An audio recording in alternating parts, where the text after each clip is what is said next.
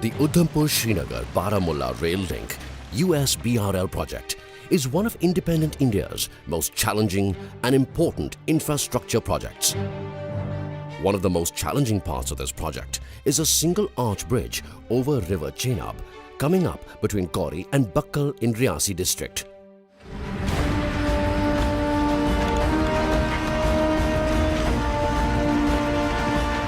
On completion, it will be the tallest railway bridge in the world. Standing at 359 meters, it will be 35 meters higher than the Eiffel Tower.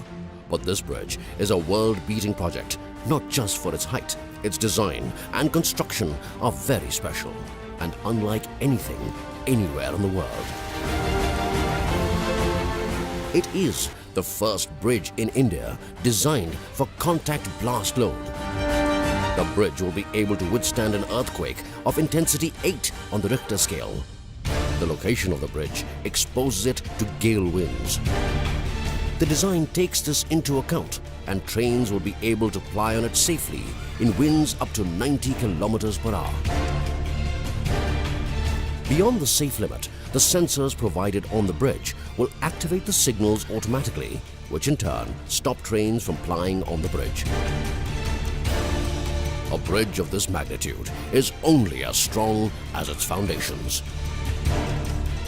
Young Himalayan mountains provide serious technical challenges for the design and construction of foundations and slope stabilization measures.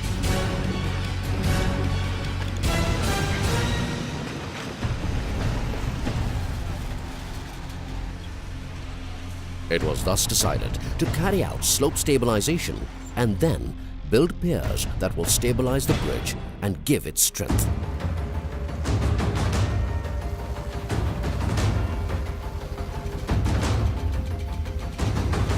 The piers are no ordinary piers.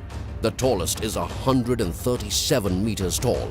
Such a tall structure requires massive foundations of 36.5 meters by 50 meters.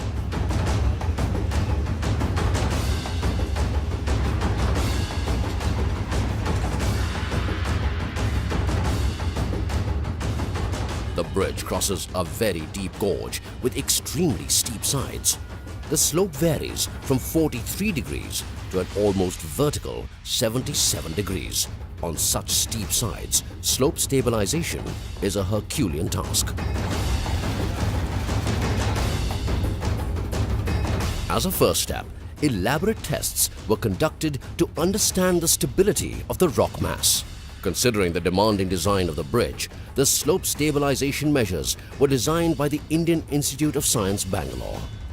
The designs were proof-checked by renowned international consultancy firm URS.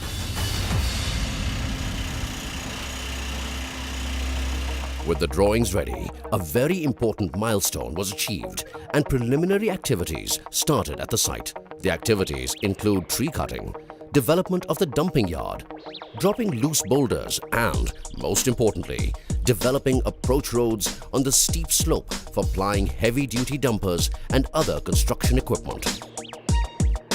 On the Bakkal side, nearly 5 kilometers of roads have been formed on the slopes, and on the Kauri side, 3 kilometers. Catch trenches are created at each stage to prevent excavated debris from falling into the river. The total depth of excavation is 218 meters on the Bakkal side and 206 meters on the Kauri side.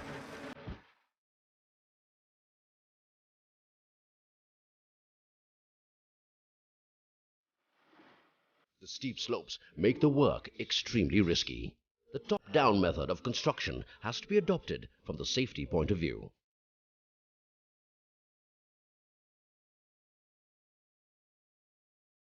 The first step of the process is to cut and level the topmost bench.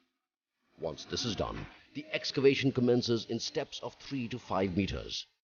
In each step, excavation up to a distance of 6 meters from the face of the final profile is carried out by normal blasting. Subsequently, and based on survey, pre-splitting is done about half a meter from the face of the final profile. It involves placing in a series of deep holes a small explosive to separate the bench from the part that needs to be excavated. Pre-splitting is essential to give a correct slope to the excavation. It prevents the damage of the rock mass to be retained from the vibrations caused by blasting.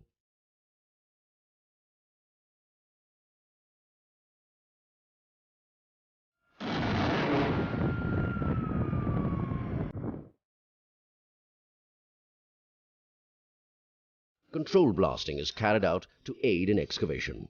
After blasting, the heavy machinery like excavators, jackhammers, dumpers, track-mounted rock drilling equipment and dozers move into the area. The excavated material is dropped off in pre-designated and approved dumping areas.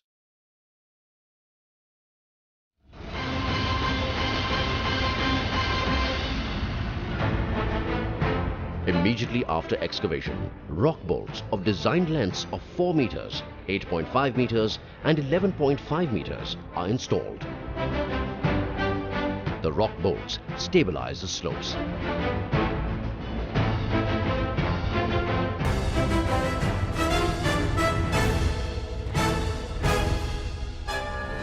Weep holes are provided beneath the shotcrete layer to prevent building up hydrostatic pressures, if any, in the future.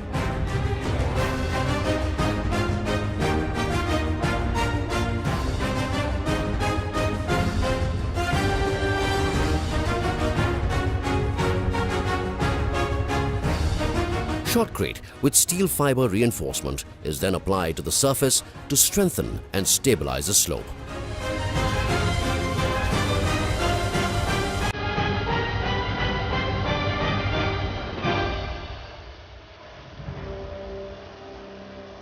On the Buckle side, more than 40% of the slope stabilization work is complete. Activities in slope stabilization follow a predetermined sequence. Delay in one activity can have a cascading effect on subsequent activities. And while one activity is taking place, the equipment for the subsequent activities perforce stands idle. It is a slow and meticulous process, and there are no shortcuts.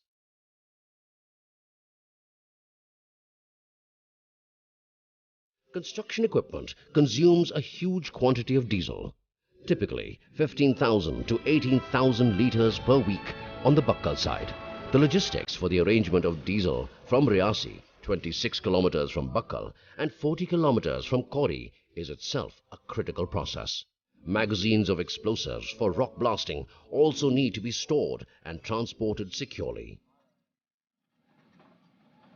The US BRL project is no ordinary project, and the Chenab Bridge no ordinary bridge.